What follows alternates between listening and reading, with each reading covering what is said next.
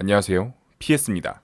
최근 LCK에서는 많은 변화가 일어나고 있습니다. 스프링 때는 상위권 팀과 하위권 팀의 경계선이 확실하게 보였다면 이번 서머 시즌부터는 조금씩 경계선이 허물어지고 있는 것이 아닌가 하는 생각이 들기도 했는데요. 그럼에도 분명 프로팀들이 연패하고 고전하는 이유는 존재합니다. 스프링 시즌부터 뱀픽의 중요성이 더욱 올라갔다고 보는 전문가들이 많아졌습니다. 물론 전문가가 아닌 일반 시청자들이 보더라도 뱀픽 문제가 많이 나타나기도 하는데요. 우선 고전하고 있는 팀들은 뱀픽만으로 게임을 지고 있다 볼 수 없습니다. 여러 복합적인 이유들이 있을 텐데 그 원인들 중에서 이번에는 시야와 정보 위주로 한번 분석해 보려 합니다. 먼저 상위권 팀과 하위권 팀 간의 차이점부터 살펴보시죠. 롤이라는 게임에서 정보는 항상 중요한데요. 이 정보를 어떻게 숨기냐 또는 파악을 하느냐, 이게 정말 중요한 포인트입니다. 한번 담원과 샌드박스의 경기를 먼저 살펴보시죠. 대회에서는 초반 정글러의 개입과 영향력이 매우 중요합니다. 물론 중요하지 않은 라인은 없지만 그래도 선수들과 코치진들이 머리를 맞대고 전략을 짤 수 있는 부분이 바로 이 15분 이전의 초반 전략, 정글러를 활용한 초반 전략에 있기 때문이죠. 게임 초반 라인전도 물론 중요하지만 아군 정글러의 위치를 숨기는 것과 상대 정글의 위치를 파악하는 것이 매우 중요합니다. 팀마다 이 정보를 얻는 방법은 조금씩 다릅니다. 이날 담원은 트란들이 솔로 블루 시작을 하면서 시작을 합니다. 반면 샌드박스는 502 리시를 해주면서 그레이브즈가 레드 시작을 하고 있죠. 또한 담원은 시작부터 상대 정글의 와드를 박으면서 그레이브즈의 동선에 대한 정보가 훨씬 많아진 상태로 시작을 합니다. 502 리시를 하면서 체력과 마나가 소모되었을 것이고 라인에 늦게 도착하면 그레이브즈의 위치를 거의 확실하게 파악할 수 있겠죠. 이렇게 샌드박스에서 바텀의 갱킹을 2번 시도하지만 2번 모두 실패를 했습니다. 이게 그냥 담원이 잘 피했다고 단순하게 판단할 수가 없는 부분입니다. 분명 담원 쪽에서도 그레이브즈의 위치를 꿰뚫고 있으니 어느 정도 예상이 가능했고 오히려 유도하는 식의 플레이도 가능했을 겁니다. 대처가 가능했을 거라는 말이죠. 이렇게 상위권 팀들의 경기를 보면 초반부터 와드를 통해 정보를 수집하는 모습이 자주 나왔습니다. 다른 경기를 볼까요? 젠지와 드래곤엑스의 경기입니다. 이 경기는 드래곤엑스가 올라프와 유미도 있겠다 1렙부터 적극적으로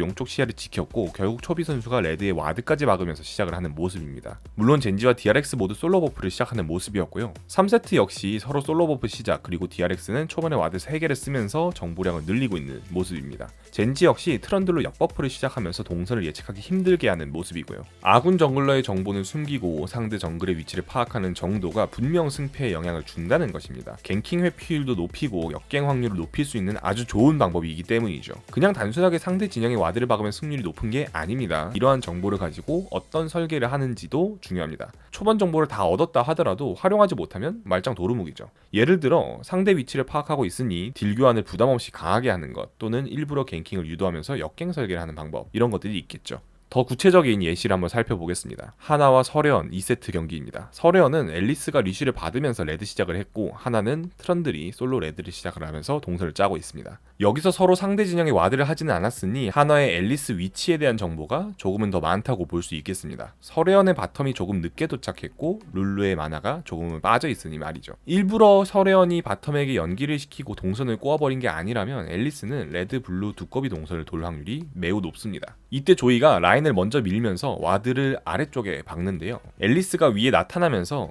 갱킹까지 허용을 해줍니다. 하지만 동시에 서래원의 바텀도 트런들에게 갱킹을 허용해주는 모습이죠. 양팀 모두 조금 더 섬세하게 와드를 박았더라면, 혹은 더욱 의식을 하고 플레이를 했더라면 다른 상황이 나오지 않았을까 싶습니다. 무조건 초반부터 와드를 박아서 상대 정글 위치를 찾아야 한다, 무조건 리시를 받으면 안 된다, 이런 뜻이 아닙니다. 다만 상위권 팀들은 초반부터 상대 정글러의 정확한 위치를 알고 자신들의 위치를 숨기면서 초반 게임 설계를 더욱 안전하고 합리적으로 하는 경향이 더 짙었다, 이런 관전평입니다. 마치 전쟁에서 상대가 어디에서 공격할지 언제 공격할지 모르면 이길 수 없듯이 말이죠. 조금 더 리스크가 적은 역갱 설계와 라인전을 할 수 있는 것이 아닌가, 그리고 역으로 상대가 와드를 하지 못하게 더욱 신경 쓰는 플레이도 더 중요하지 않는가 싶습니다. 상위권과 하위권 팀 간의 차이점을 또 살펴보면 시야를 먹는 위치와 타이밍에서도 좀 차이를 보였는데요. 다음은 DRX와 담원게이밍의 경기 속 미니맵입니다. 블루팀이 DRX, 레드팀이 담원입니다. 서로 초반에 미드라이너들이 칼날부리에 와드를 해주면서 시작을 합니다. 결국 양팀 정글러 모두 와드의 모습이 보였고 라이너들은 그것에 맞추어 라인전과 설계를 해주는 모습입니다. 그리고는 3분 50초쯤 양팀 정글러들이 칼날부리의 와드를 다시 한번 박아주고 담원의 바텀이 주도권도 있으니 시야를 깊숙하게 먹어주는 모습이죠. 양팀 양팀 모두 와드를 하는 타이밍이 매우 체계적인 것을 보여주고 있습니다. 12분 때입니다. 다머는 바텀이 죽으면서 불리한 상황임에도 상대 진영에 와드를 해놨었습니다. 그렇게 카정 시도를 하게 되는데 DRX도 와드로 파악을 하고 있었고 트페, 브라움, 세나의 궁극기를 모두 사용하면서 리신을 잡아냅니다. 약 1, 2분 뒤 용이 나오고 다머니 먼저 용을 시도했어요. 5대5 싸움이 일어나지만 불리하던 다머니 뒤집어버립니다. 이때 DRX는 아까 카정을 들어온 리신을 막느라 궁극기를 3명이 사용했었고 이번 용싸움에 모두 궁극기 쿨타임이었기 때문이죠. 불리할 때에도 시도를 계속하면서 게임을 풀어나가려는 모습이 굉장히 인상 깊습니다. 다른 경기도 볼게요. 이번에는 젠지와 T1의 경기입니다. 이번에도 젠지 쪽에서 게임 초반 상대 버프에 와드를 박아두는 모습입니다. 젠지의 경기를 보면 이렇게 초반에 와드를 사용하고 이후 타이밍을 맞추면서 와드를 계속 갱신하려는 신경을 쓰는 모습이 굉장히 많이 보였습니다. 실제로 이번 경기에 나온 지표입니다. 양팀 서포터 모두 시야 점수가 굉장히 높습니다. 이후 BDD 선수가 3분 20초에 T1 쪽 칼날부리에 와드를 해두었습니다. 이를 바탕으로 올라프의 동선을 예측을 하고 카정을 들어가서 올라프의 체력과 전멸을 빼버리죠. 이렇게 젠지뿐만 아니라 상위권 팀들은 시야와 정보를 바탕으로 이득을 보려는 움직임이 매우 체계적이고 많이 보였습니다. 게임 5분대의 미니맵입니다. 이렇게 양팀 모두 주도권과 정보를 바탕으로 상대 정글 깊숙하게 와드를 해주는 모습이죠. 그리고는 그걸 이용해 상대 캠프를 털거나 유리한 교전을 유도하는 모습입니다. 그래서 팀게임 연습을 할 때 어느 타이밍에 어느 위치에다가 와드를 깊숙하게 박을지, 그리고 케이스 스터디를 하는 것이죠. 그 와드를 통해 어떤 정보를 얻었을 때 우리는 어떤 대처를 할 것이다, 이렇게 계속 케이스를 세분화하여 머릿속으로 트레이닝하는 것이 도움이 될 겁니다. 이렇게 상대 캠프가 나오는 타이밍을 예측 혹은 정확하게 파악을 하면서 더욱 큰 이득을 챙기는 모습이 상위권 팀들 경기에서 자주 보였습니다. 뿐만 아니라 상대 정글 위치를 파악을 해야 라인전을 압박하고 적극적으로 할 수 있다는 것 잊지 마시고요. 반면 하위권 팀들은 섬세한 시야 장악과 적극적인 설계가 부족한 모습을 보였습니다. 그렇다면 서머 초반 5연패를 하던 샌드박스는 어땠을까요? 한번 담원 게이밍과 샌드박스 2세트 게임 초반 양상을 보겠습니다. 이번에도 역시 담원은 상대보다 정보량의 측면에서는 앞서는 모습입니다. 너구리 선수가 블루를 확인하면서 자르반이 레드 스타트인 것을 확인을 했고, 쇼메이커 선수 역시 칼날부리에 와드를 박아주면서 시작을 하는 모습이죠. 반면 샌드박스는 전령 근처에 와드 1개 이 정도 빼고는 보이지가 않습니다. 여기서 온플릭 선수의 패턴을 파악할 수 있었는데요. 온플릭 선수는 대부분 와드를 구매하고 전령 쪽 점부시 근처에 와드를 박는 모습을 관찰할 수 있었습니다. 그리고는 귀한 후 렌즈를 구매하는 모습이죠. 다머는 역시 자르반의 동선을 확실하게 알고 있으니 선택지가 많아졌고 결국 미드 2렙 갱킹을 성공시키면서 게임을 초반부터 유리하게 굴려나갔습니다. 하지만 트런들이 탑에 있는 것이 보였고 샌드박스에게 잠시 턴이 넘어가는 모습입니다. 미드는 라인을 압박하고 있었고 신드라도 라인을 받아먹고 있을 때 용을 먹은 후 너구리 선수가 복귀태를 사용을 하죠. 이때 핑크와드를 상대 정글 깊숙이 할 수 있었던 타이밍이 아니었을까 생각이 듭니다. 하지만 용을 챙긴 뒤 트런들의 위치를 정확하게 알 수 없던 샌드박스는 결국 갱킹을 허용해주고 맙니다. 샌드박스는 대부분의 경기에 본인들 진영에 가까운 수비적인 와드를 선호했습니다. 초반 주도권을 잡고 유리하게 시작을 했음에도 와드가 상대 진영이 사용된 횟수가 너무나도 적었고 그러다 보니 대처하기가 너무 힘들었습니다. 그러다 보니 결국 시야가 좁아지고 정보에 한계가 있었던 것이 아닐까, 정말 예측이 쉬운 패턴의 교전만 일어나는 게 아닐까 샌드박스는 돌아봐야 하겠습니다. 오히려 온플릭 선수의 전령 강가 쪽 와드, 귀환, 렌즈 이러한 정형화된 구매 패턴이 샌드박스 게이밍의 초반 전략을 단조롭게 만든 것이 아닐까라는 생각이 들기도 하고요. 상대는 이미 패턴을 파악을 하고 더욱 쉽게 상대할 수도 있을 것입니다. 추가로 연패하던 기간 중 샌드박스가 승리하였던 경기 하나만 더 보고 넘어가도록 하겠습니다. 이번 경기는 샌드박스의 고릴라 선수가 상대 캠프 쪽에 와드를 박는 모습입니다. 그리고 그브가 와드에 들켰고 핑까지 찍히는 모습이 보이죠. 샌드박스는 그레이브즈가 두꺼비를 먹고 위로 올라가는 모습이 보였고 바텀 주도권도 있겠다, 용을 먼저 칠 근거가 생겼습니다. 하지만 DRX도 알아차리고 견제하러 가는 모습이었고 트페가 궁을 사용하면서 막으러 오니 바로 빠지는 샌드박스의 모습입니다. 하위권 팀들은 시도가 부족하다 혹은 시도는 좋았지만 결과가 좋지 못했다, 이런 평가가 항상 따릅니다. 결국 교전을 통해 이득을 보기 위해서는 리스크를 감수를 해야 합니다. 그 리스크를 줄여주는 것이 와드이고요. 연패하던 기간에는 이런 부분이 좀 아쉽지 않았나 라는 생각이었습니다.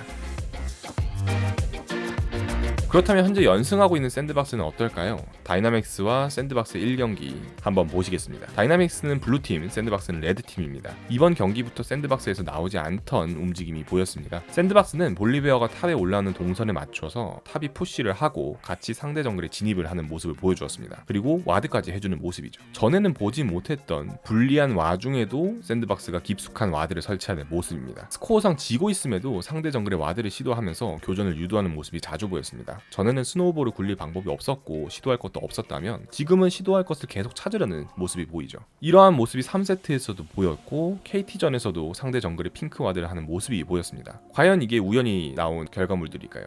이렇게 상대 정글에 지속적으로 와드를 박으면서 초반 8, 9분까지 트런들의 동선을 항상 파악할 수 있었습니다. 동선을 파악하면서 샌드박스는 라인전도 수월하게 풀어나갈 수 있었고 결국 카밀은 성장을 편하게 하면서 트페, 카밀, 사이드 관리 조합의 강점을 살릴 수 있었죠. 다른 경기들도 더 살펴보겠습니다. 샌드박스와 KT 2세트 경기인데요. 2세트에서는 게임 시작부터 상대 레드에 와드를 하기도 하면서 정보를 얻고 시작하려는 모습이죠. 또한 중반 타이밍에도 와드를 통해 상대 움직임을 미리 파악을 하고 머릿수를 맞춰주는 모습도 많이 나옵니다. 이렇게까지 시야를 강조하는 이유가 있습니다. 상대 위치를 모를 경우 라이너들은 보이지 않는 정글러와 섀도우 복싱을 하는 셈입니다. 시야를 먹으면서 역으로 상대 정글러를 노릴 수 있고 라인전도 이에 맞춰서 공격적으로 혹은 수비적으로 할 수 있죠. 정보에 바탕하여 내가 주도적으로 어떤 플레이를 할지 계획을 세울 수 있다는 점이 가장 중요합니다. 샌드박스 게이밍이 시야 관련해서 크게 발전을 보였던 경기 하나를 더 살펴보면서 영상 마무리하겠습니다. 하나와 샌드박스 2세트 경기입니다. 현재 샌드박스는 전 라인이 불리한 상황으로 흘러가고 있었습니다. 모두 라인을 밀리고 있는 상황이죠. 쓰레쉬는 집 귀한 타이밍을 잡고 미드 쪽으로 달려와서 올라프와 함께 상대 진영의 핑크와드를 미리 박아두었습니다. 조금 뒤 샌드박스는 미드 라인을 밀어줄 겸 갱킹을 시도하지만 미드피들의 탱킹력을 뚫지는 못했죠. 갱킹을 시도하고 아래쪽으로 가던 중 칼날부리를 먹고 용 쪽을 어슬렁거리는 볼리베어를 발견합니다. 샌드박스는 아군 팀원들이 합류할 때까지 기다렸다가 볼리베어를 급습하고 결국 잡아내죠. 하지만 이 과정에서 오리아는 죽었고 1대1 교환으로 마무리가 됩니다. 이 싸움 이후 바텀 쪽으로 돌면서 핑크와드를 깊숙하게 해두었고 샌드박스 바텀은 굉장히 안전하게 라인전을 풀어나갈 수 있었습니다. 용 점부시 근처에 핑크와드 그리고 바텀에 되어 있으니 볼리베어의 위치는 항상 알 수 있게 되겠죠. 이뿐만이 아닙니다. 샌드박스는 탑과 미드도 모두 2점을 챙길 수 있습니다. 올라프가 상체 쪽으로 커버만 해준다면 무서울 것이 없고 오히려 라인을 밀고 상대 정글에 들어가는 플레이까지 연결시킬 수가 있겠죠. 이제 샌드박스는 정말 안전하고 확실한 선택지가 남아있었고 역시 탑 쪽으로 들어가면서 킬 포인트까지 따내는 모습입니다. 이렇게 모든 것이 바텀 쪽 시야, 즉 정보 하나만으로도 연결될 수가 있는 겁니다. 역으로 하나는 올라프는 어디에 있을지 모르니 당연히 플레이에 제한이 생길 수밖에 없습니다. 바꿔 말하면 하나도 불리하지만 시야를 제거하거나 시야를 더 먹는 그런 플레이가 필요했지만 실제로 행동으로 옮기지는 못했다라는 점이죠. 이렇게 유리하든 불리하든 어떤 식으로 시야를 먹었냐 혹은 이 정보들을 어떻게 사용하였는지가 굉장히 중요합니다. 정말 하나만 더 보겠습니다. 7월 16일에 진행된 설혜연과 샌드박스전에서 와드 위치와 정보의 중요성을 확실하게 인지한 것 같았다는 생각이 들었기 때문인데요. 초반 킬스코어 1대1 상황에서 핑크와드로 매 중간을 가로지르는 벽을 만들면서 빌드업을 시작을 합니다. 8분 때부터 상대 정글에 침입을 해서 점점 시야를 넓혔고 결국 걸어오는 상대를 캐치하면서 낚시까지 성공하는 모습입니다. 이후 유리한 것을 인지하고 상대 정글 캠프까지 와드를 해주면서 스노우볼을 굴려갑니다. 이렇게 되면 설혜연은 할 것이 너무나도 없어집니다. 정글 캠프에 와드가 다 되어 있으니 교전을 하기도 무섭고 그렇다고 캠프를 다 줄 수도 없으니 결국 샌드박스에게 스무스하게 승기를 내줄 수밖에 없는 것이죠. 정보가 아무것도 없어서 무작정 살릴 수밖에 없는 상황은 정말 답답하겠죠. 샌드박스는 이번 연승 기간에 들어서서 많은 변화들이 있었지만 이렇게 시야와 그거에 맞는 플레이 이 부분이 가장 많이 개선이 되었다고 생각을 합니다. 오늘은 프로팀들이 시야, 정보 이 부분을 얼마나 중요시하는지 그리고 샌드박스 게이밍은 연패 탈출을 하는 동안 어떤 노력을 하였는지 시야와 정보의 측면에서 살펴보았습니다. 이 외에도 달라진 점들이 매우 많습니다. 다음 시간에는 다른 측면에서 샌드박스가 어떻게 나아지려 하고 있는지 그리고 우리가 팀 게임을 할 때에는 어떤 부분을 신경을 쓰며 플레이를 해야 할지 추가로 짚어보도록 하겠습니다. 감사합니다.